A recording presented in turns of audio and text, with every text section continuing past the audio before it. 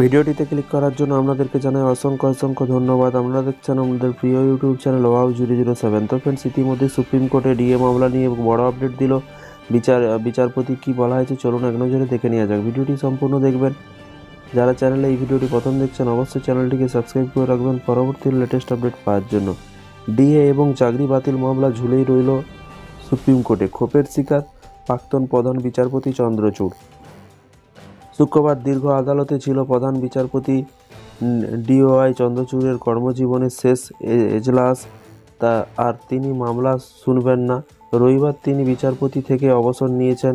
এই রাজ্যের বেশি কিছু মামলা এজলাসে শুনানি হচ্ছিল, তবে বকেয়া মহার্ঘ ভাতা এবং চাকরি বাতিল মামলা সহ একাধিক মামলা ঝুলেই রইল কিন্তু তার এজলাসে। ফলে কিছুটা ক্ষোভের শিকার হচ্ছেন প্রাক্তন প্রধান বিচারপতি চন্দ্রচূড়। সুপ্রিম কোর্টে প্রধান বিচারপতি থেকে অবসর নিচ্ছেন ডিওয়াই চন্দ্রচূড়, কিন্তু টোলের মুখে পড়তে হচ্ছে তাকে। এবং আসলে আরজিকর মামলা এবং সরকারি কর্মচারীদের ডিএ, শিক্ষা দুর্নীতি এবং 26,000 চাকরি বাতিল এবং ওবিসি সার্টিফিকেট দুর্নীতি এবং 26,000 চাকরি বাতিল, ওবিসি সার্টিফিকেট বাতিল সহ একাধিক মামলা অসম্পূর্ণ রেখেই কিন্তু বিদায় নিলেন তিনি। এবং সিনিয়র অ্যাডভোকেটরা কিন্তু বলছেন যে বিচারপতি চন্দ্রচূড় বেশ কয়েকটি মামলা চেপে দিয়েছিলেন বলে কিন্তু একটা ধারণা তৈরি হয়েছে, সেটা অমূলকও নয়। এবং স্কুল সার্ভিস কমিশনের শিক্ষক নিয়োগ দুর্নীতি নিয়ে কিন্তু তোলপাড় হচ্ছিল গোটা রাজ্য। এসএসসি দুর্নীতি মামলায় 26,000 চাকরি বাতিল নির্দেশ দিয়েছিল কলকাতা হাইকোর্ট।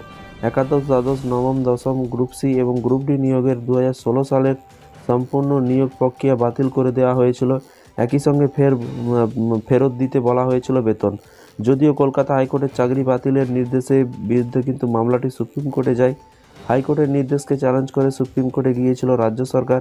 পৃথকভাবে মামলা করে কিন্তু রাজ্যের শিক্ষা দপ্তর, এসএসসি এবং মধ্যশিক্ষা পর্ষদ বিভিন্ন শিক্ষক সংগঠনের শীর্ষ আদালতের দ্বারস্থ হয়। সুপ্রিম কোর্টে দফায় দফায় মামলা করেন হাইকোর্টের নির্দেশ চাকরিহারাদের কয়েকজন। এবং গত 24শে জুলাই কিন্তু এই মামলার প্রথম শুনানি হয় এবং প্রধান বিচারপতি ডিওয়াই চন্দ্রচূড়ের বেঞ্চ এবং শীর্ষ আদালত এক্ষেত্রে কিন্তু হাইকোর্টের নির্দেশকে স্থগিতাদেশ দেয় এবং দিয়েছিল। আদালত পর্যবেক্ষণের মন্তব্য করেছিল একই সঙ্গে কিন্তু একজনের বা চাকরি বাতিল হতে পারে না, এতজনের একসাথে চাকরি হতে পারে না, এরকমটাই কিন্তু বলা হয়েছে। তবে সুপ্রিম কোর্ট বলেছিল আগামী দিনে শীর্ষ আদালতের রায়ের উপরে 26,000 চাকরির ভবিষ্যৎ নির্ভর করবে। তারপর মামলাটি বারে পিছিয়ে গেল। এখনও কিন্তু সেই মামলার নিষ্পত্তি হয়নি। সময়ের অভাব দেখিয়ে কিন্তু বারবার শুনানি পিছিয়ে গেছে। তো ফ্রেন্ডস, এই ছিল আজকে একটি ছোট্ট আপডেট। দেখা যাক মাননীয় মুখ্যমন্ত্রী সরকারি কর্মচারীদের ডিএ ঘোষণা করে কিনা, বা দেখা যাক ডিএ নিয়ে কি আপডেট আছে। সামনেই কিন্তু ডিএ মামলা শুনানি, সেটা আবার কবে পিছিয়ে যায় বা ডিএ মামলা শুনানিটা শুনে কিনা সেটা কিন্তু দেখার পালা। শুধু অপেক্ষা করে থাকুন। প্রতিদিন রাজ্য সরকারি কর্মচারীদের আপডেট পেতে চ্যানেলটিকে ফলো করতে ভুলবেন না। Thank you.